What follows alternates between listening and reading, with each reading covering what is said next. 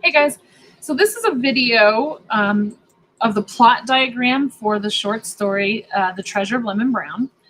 And basically, the plot diagram goes over the major events in the story. So, in that sense, it's sort of like a summary if you think about it.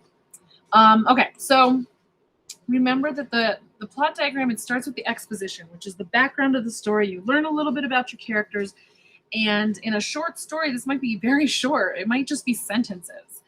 And if it's too long, whether it's a short story or a novel, if it's too long or not interesting, this is when you would put a book down and say, I couldn't get into it. Then after that, you have your rising action. That's everything between the exposition and the conflict or the turning point, the climax. That's what we'll talk about. Sorry, not conflict, climax. And so this is what happens. This is what happens if your parents were to say, "What did you do in school today?" You said, I read a story. And they say, "What is it about?" This is the majority of what you'd be telling them, right?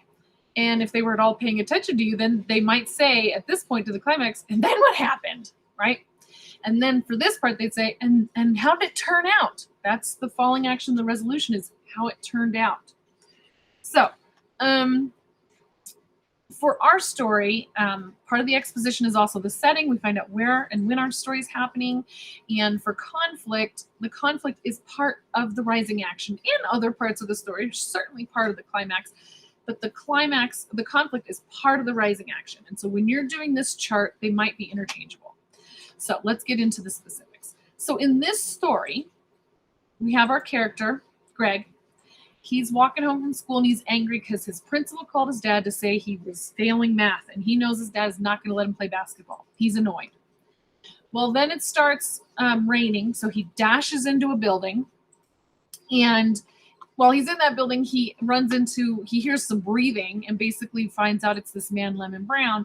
And at first, Lemon Brown starts talking to him and Greg does not want to hear it. He's not being very polite. But then some thugs come to take Lemon Brown's treasure.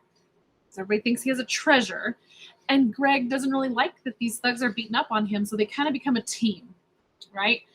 At that point,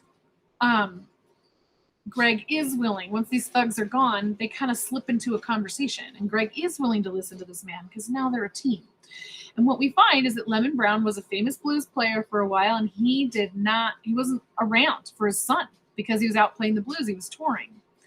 And so he feels like he was a bad father, right? He felt like he was a failure. Well, then his son goes off to World War I.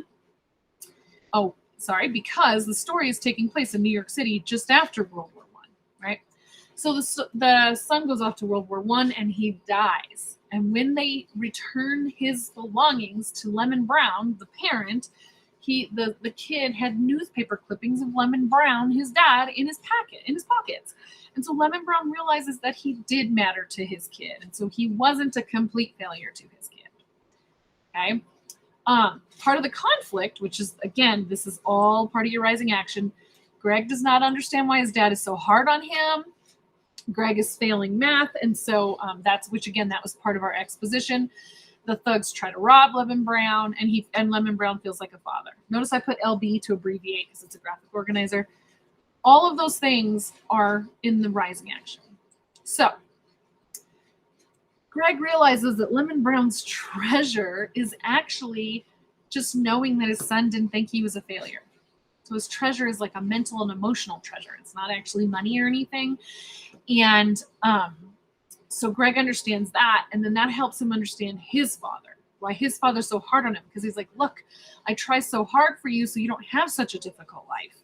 Greg finally figures that out. So Greg returns home, and that's your falling action. And the resolution is that as Greg's going in the door, he knows his dad's going to lecture him, but he smiles because he's okay with that. He's ready to listen mentally and emotionally to his father.